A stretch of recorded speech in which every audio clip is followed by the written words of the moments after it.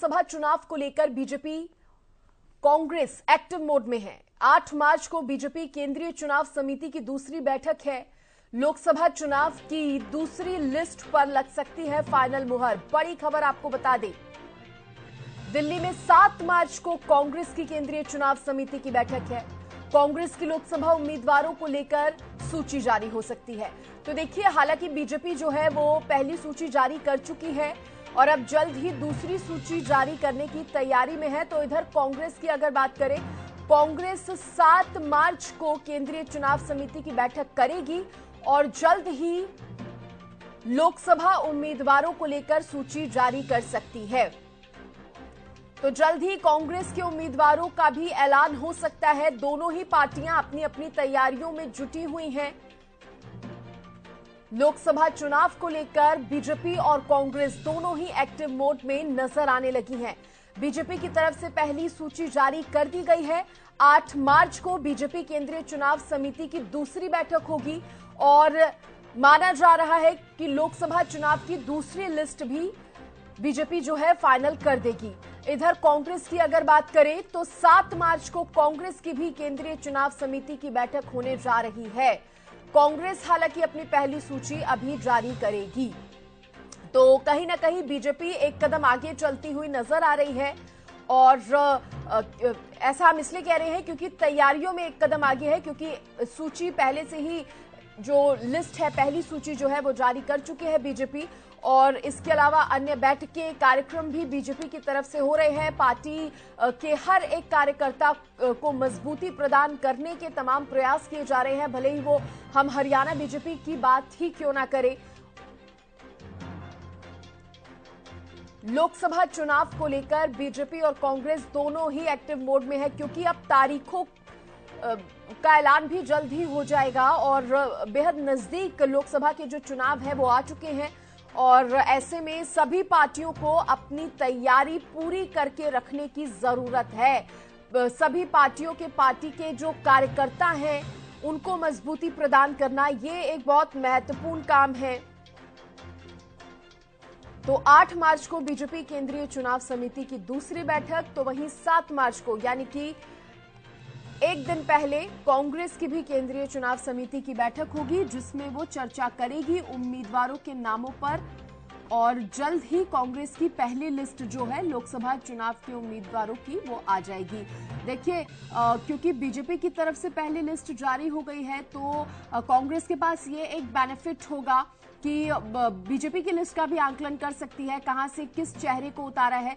उसके हिसाब से भी कांग्रेस अपने नामों में कुछ अगर चाहे तो बदलाव भी कर सकती है। ये एक बेनिफिट जो है दूसरी पार्टी को मिल जाता है। इस खबर पर अब ज्यादा बातचीत करने के लिए हरियाणा न्यूज के पॉलिटिकल एडिटर अमित तिवारी मेरे साथ जुड़ गए हैं। सीधे अमित का रुख करेंगे। अमित, हालांकि बीजेपी की पहली लिस्ट जारी हो चुकी है, जल्द ही उम्मीद है दूसरी लिस्ट भी जारी कर देगी, लेकिन बात अगर इस बीच कांग्रेस की करें तो अब कांग्रेस से भी उम्मीद है, जिस तरह से 7 मार्च को बैठक होने वाली है और उसके बाद उम्मीद है कि उम्मीदवारों की लिस्ट भी आ जाए।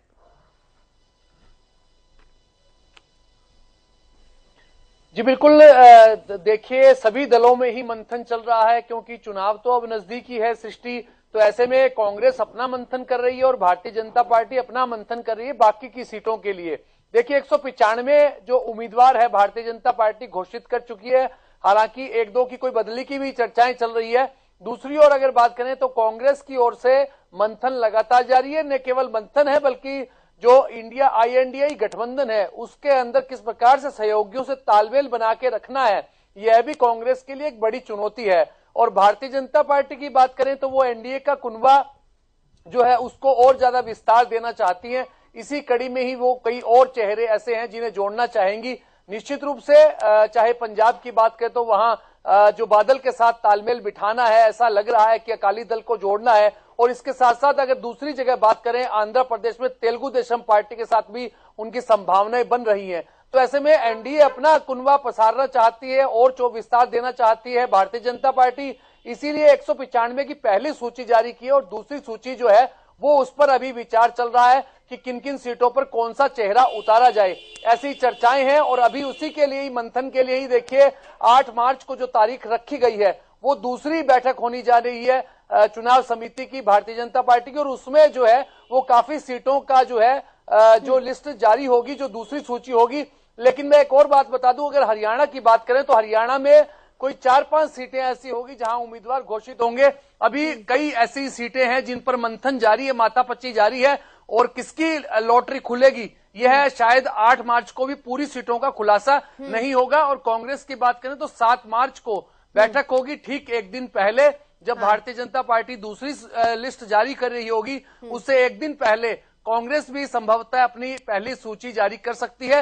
इसके अलावा देखिए हरियाणा की बात करें तो आम आदमी पार्टी को एक सीट देखिए सृष्टि दे दी गई है, कुरुक्षेत्र से डॉक्टर सुशील गुप्ता को उम्मीदवार बनाया है, जबकि 9 पर मंथन चल रहा है। ऐसी भी संभावना है कि एक और सहयोगी संभवतः इनेलो के साथ भी कोई तालमेल हो जाए। तो अभी लगातार अभी देखिए समीकरण जुड़ेंगे, गठबंधन बनेंगे, बिगड़ेंगे, ऐसी स्थितियां रहती है।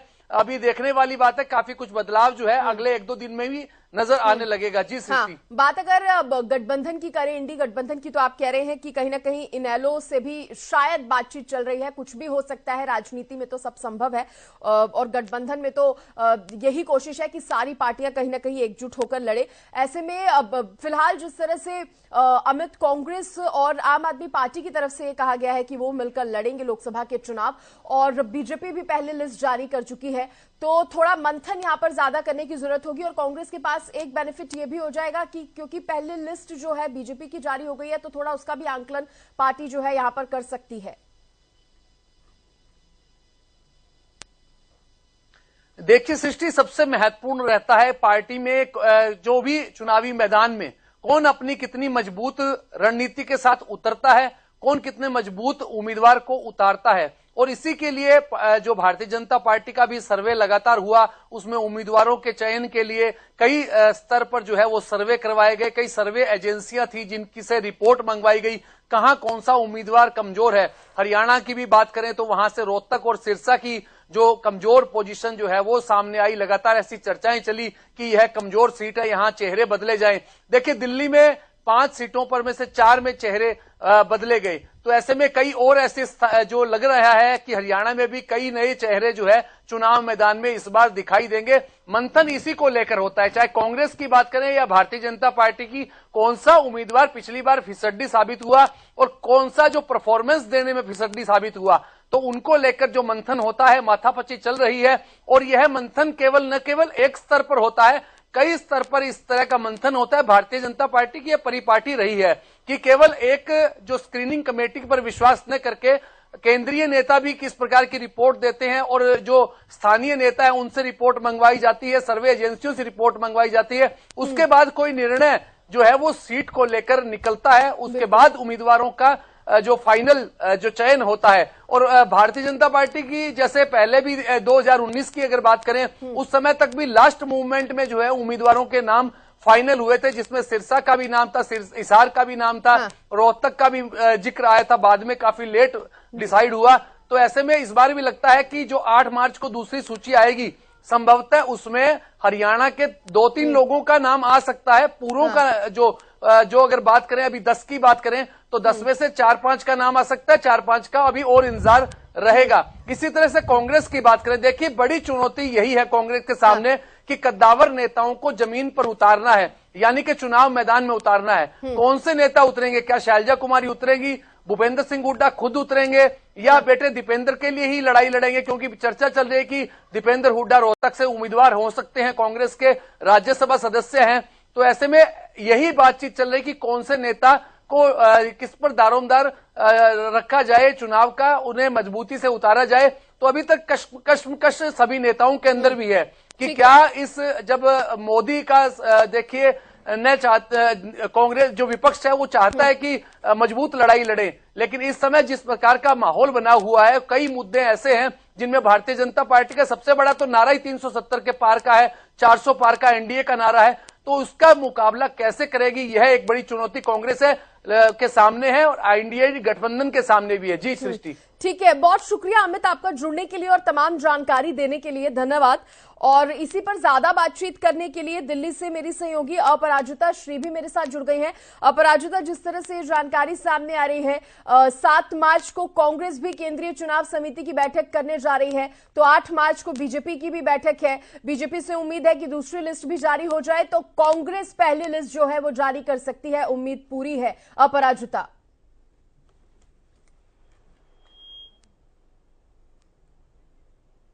अपराजिता आपको आवाज मिल पा रही है? संपर्क नहीं हो पाया है, दोबारा संपर्क साधने की कोशिश करेंगे, लेकिन उससे पहले ये बड़ी जानकारी एक बार फिर आपको दे दे। लोकसभा चुनाव को लेकर एक्टिव मोड में है बीजेपी और कांग्रेस। अब 8 मार्च को जहां केंद्रीय चुनाव समिति बीजेपी की ये दूसरी बैठक होगी, तो वहीं 7 मार्च को कांग्रेस भी केंद्रीय चुनाव समिति की बैठक करने जा रही है और पूरी उम्मीद है कि पहले लिस्ट कांग्रेस की जारी होगी। ये दो तस्वीरें, 8 मार्च को बीजेपी की मीटिंग होगी तो इधर कांग्रेस की भी 7 मार्च को मीटिंग होने वाली है। तो आपको बता दें कि बीजेपी और कांग्रेस जो है वो अपनी लिस्ट जारी करेगी। बीजेपी की दूसरी लिस्ट तो कांग्रेस की होगी पहली लिस्ट। और इस पर ज्यादा बातचीत करने के लिए अपराजिता मेरे साथ जुड़ गई हैं। अपराजिता, कांग्रेस से भी अब उम्मीदें हैं 7 मार्च को बैठक के बाद पहली लिस्ट जारी कर सकती है। इधर बीजेपी की बात करें तो दूसरी लिस्ट की भी उम्मीद बीजेपी से।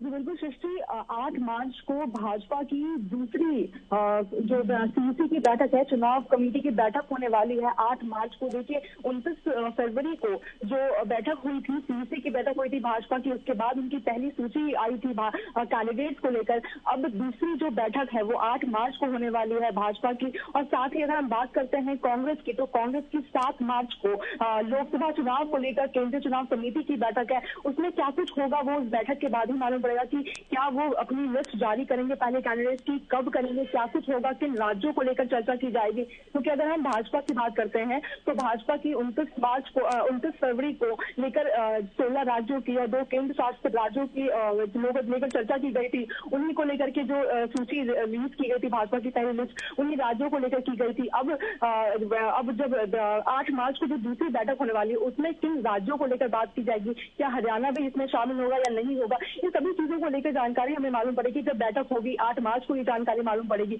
और ठीक उसी तरह अगर हम कांग्रेस की बात करते हैं तो कांग्रेस की भी जो 7 मार्च को सीईसी होने वाली है, 6 बजे शुरू होगी, करीब 6 बजे के आसपास बैठक शुरू होगी। तो क्या कुछ उसमें होने वाला है, किन राज्यों को लेकर चर्चा की जाएगी, कैंडिडेट्स को लेकर, बिल्कुल लोकसभा चुनाव है तो कैंडिडेट को लेकर चर्चा की जाएगी। अब किन राज्यों को लेकर चर्चा की जाएगी ये देखना होगा सृष्टि। चलिए ठीक है अपराजिता, शुक्रिया आपका जानकारी देने के लिए। और एक बार फिर आपको बता दें, 2 बड़ी बैठकें, एक बीजेपी केंद्रीय चुनाव समिति की तो दूसरी कांग्रेस केंद्रीय चुनाव समिति की बैठक होने जा रही है।